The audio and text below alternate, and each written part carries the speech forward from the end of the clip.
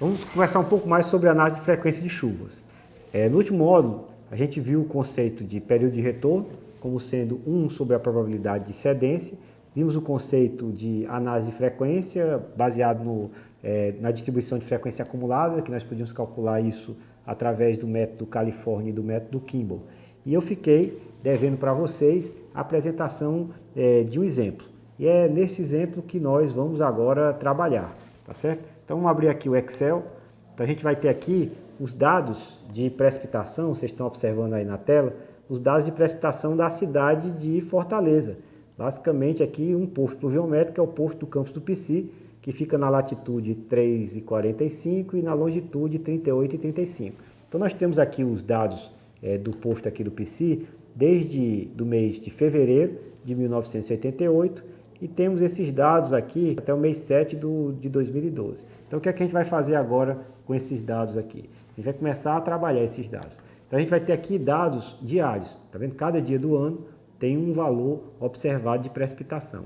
Então a gente tem condição de pegar o maior valor observado de cada mês do ano e o total mensal, né? Então com esses dados a gente pode reorganizar. Se eu quiser, por exemplo, fazer uma análise de totais de chuva anual, eu vou utilizar esses totais mensais e agregá-los para calcular o total anual. Se eu quiser fazer uma análise de probabilidade de um evento de chuva máximo diário, aí eu vou utilizar esses valores máximos diários. Quando é que eu aplico um e quando é que eu aplico o outro? Os valores máximos diários a gente vai aplicar sempre que a gente estiver querendo calcular valores extremos de cheia.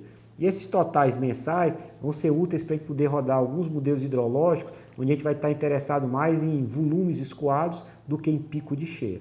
Então, a gente pode pegar esses valores máximos diários e reorganizá-los. Tá aqui, por exemplo, eu tenho uma planilha, onde nós temos aqui cada mês do ano. Utilizei aqui a tabela dinâmica para reorganizar aqueles dados. E a gente reorganizou esses dados de tal forma que em cada mês do ano eu tenho o total, a máxima precipitação observada naquele mês.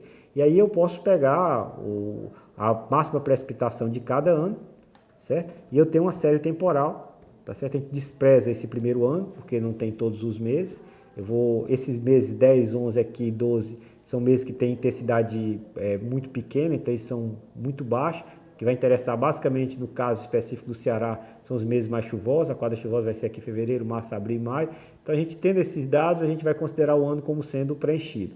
Então a gente vai pegar aqui os totais, as máximas precipitações diárias de cada ano, e a gente vai ter aqui uma série temporal das precipitações máximas, certo? Então com essa série de precipitações máximas, ou os valores, se quiser também, das precipitações dos totais, mas vamos aqui fazer com as máximas, a gente vai construir essa tabela, onde eu tenho aqui a ordem e tenho a precipitação máxima diária. Então aqui a gente vai ter qual foi a menor precipitação máxima diária, a segunda menor e assim sucessivamente. Então aqui, lembre-se daquela equação, eu vou mostrar novamente para vocês, que é aquela equação que diz M dividido por N, onde M vai ser, então, o N vai ser o número de anos, que no caso aqui é 25, e o M vai ser exatamente a posição. Então aqui eu vou começar a calcular pelo método California, que ele vai pegar a posição, D5 aqui, que é exatamente 1, que é o primeiro valor,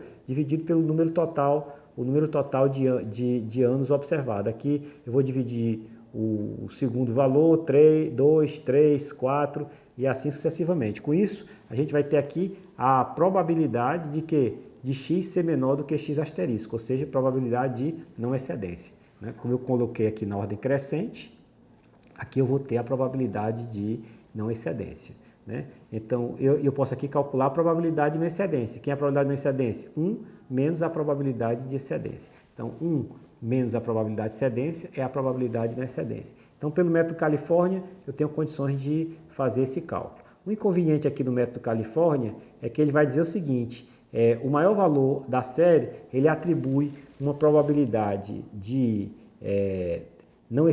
excedência igual a zero, ou seja, ele não admite valores maiores, de certa forma, do que esse, o que é um ponto que é muito ruim. Então, em função disso é que surgem as outras possibilidades de cálculo dessa distribuição de essa frequência acumulada. Então, uma outra forma é aplicar o método de Kimball. Então, o método de Kimball ele vai adicionar ao número total de observações o número 1. Então, vai ser N mais 1. E faz a mesma regrinha, sai aplicando, e com isso a gente tem o método de Kimball, que nesse caso aqui, a gente vai ter uma probabilidade do maior valor de não excedência de 0,96 e uma probabilidade de excedência de 0,04. Então, a gente pode, em seguida, plotar esses valores, tá certo? Da probabilidade da precipitação, né, contra a frequência de não excedência ou contra a frequência de excedência, e com isso aqui a gente vai ter aqui a frequência, a avaliação aqui da frequência acumulada, tá certo? Então esse aqui é um exemplozinho que eu gostaria de mostrar para vocês. Outro ponto que a gente teria que falar para vocês é que nesse gráfico aqui que a gente teria aqui da frequência de excedência e não excedência, eu poderia calcular também aqui o próprio período de retorno. Se eu quisesse calcular o período de retorno, eu diria que o período de retorno seria 1 dividido pela frequência de excedência. Então aqui a gente teria um período de retorno de 1,04 e assim sucessivamente. Então a gente aqui teria condições de calcular uma primeira estimativa aí do período de retorno, aqui basicamente para mostrar o conceito. Tá certo? Agora, depois a gente vai poder ajustar distribuições de probabilidade, como é o caso aqui da distribuição de Gumbel, e com isso fazer uma avaliação mais precisa do período de retorno. Mas isso é motivo de uma conversa que nós teremos depois. Tá? Um outro ponto importante, um outro conceito importante que a gente vai ter que conversar é o conceito de risco de falha. E esse conceito é muito caro à hidrologia, porque ao fim e ao cabo, o que nós vamos querer saber é a probabilidade de falhar uma determinada infraestrutura. Falhar porque a cheia foi grande no bueiro e fez com que ele transbordasse, falhar porque a cheia chegou a um certo valor e que fez com que o vertedouro de uma barragem também ele ruísse, tá certo? Então, ou que uma barragem foi galgada, a água passou por cima do seu maciço de terra e com isso a barragem falhou, gerando danos mais significativos. Então, qual é a probabilidade que eu tenho qual é o risco que eu vou ter de acontecer essa falha? Então, uma equação básica de cálculo do risco é a que vocês estão vendo aí. R, que seria o risco, seria igual a 1 menos, abre parênteses, 1 menos 1 sobre o período de retorno, fecha parênteses, elevado a N.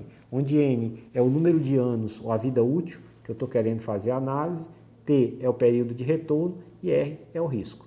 Então, o risco aí é feito essa estimativa do risco. Como é que se chegou a essa equação? Eu vou ter uma forma de chegar a essa equação, que é a que vocês estão vendo aí nessa tela. Mas a ideia básica é exatamente, o risco vai ser 1 menos a probabilidade de não falhar. Tá certo? Então a gente calcula aí essa probabilidade aí de não falhar durante todo o percurso, 1 menos essa probabilidade vai dar o valor do risco. Então esse é um outro conceito importante que a gente vai analisar. Depois, ainda do ponto de vista de funções empíricas de distribuição de probabilidade, vão existir diversas outras formas de a gente poder fazer a plotar os dados daquela frequência acumulada. Então, em função, depois a gente vai ver as distribuições de probabilidade que a gente vai usar mais usualmente, mas a gente pode utilizar aqui o cálculo da distribuição empírica, da função de distribuição empírica, a partir de diversas equações que vão ter maior aderência a uma determinada distribuição de probabilidade. Vocês estão vendo aí a equação que a gente usa para a distribuição normal, que é exatamente a equação de Kimball, que a gente chamou anteriormente de Kimball. A de Gumbel já vai ter essa outra forma de apresentar e assim sucessivamente. Essa tabela está mostrando para vocês basicamente quais são os nomes das funções de posição e de plotagem, tá certo? Que tem disponível e lateralmente vocês vão ver aí qual é o tipo de distribuição de probabilidade onde elas seriam melhor, teriam maior aderência e que elas estariam associadas. Tá? Então, com isso a gente viu como é que a gente faz a plotagem desses dados. Outra forma de plotar, e eu vou encerrar com ela, é exatamente usando o que a gente chama de box plot, tá certo? Que é uma forma também de plotar. Ainda não fizemos um ajuste de probabilidade nesse ponto, mas a gente já tem gráficos que já caracterizam a nossa série temporal, qual é o ponto médio, como é que ela se distribui.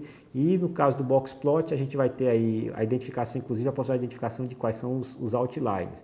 A gente vai ter aqui o valor da mediana, o valor do percentil 75 e 25 para fechar o blocozinho. Aí você vai ter um valor acima e um valor abaixo, que são calculados por essas equações que vocês estão vendo aí. Então, quem tiver fora desse valor, dessas barras que a gente está observando, são considerados outliers e a gente precisa, inclusive, verificar qual é a razão da existência dos mesmos. Então, com isso, a gente começou aqui a ver alguns conceitos fundamentais de análise de frequência, principalmente o conceito de probabilidade de excedência, probabilidade de não excedência, o conceito de período de retorno, e vimos algumas fórmulas que nos possibilitam fazer a plotagem da frequência acumulada. Em seguida, a gente vai discutir um pouco mais sobre as funções de distribuição de probabilidade, como é que a gente faz o ajuste dessas funções de distribuição de probabilidade.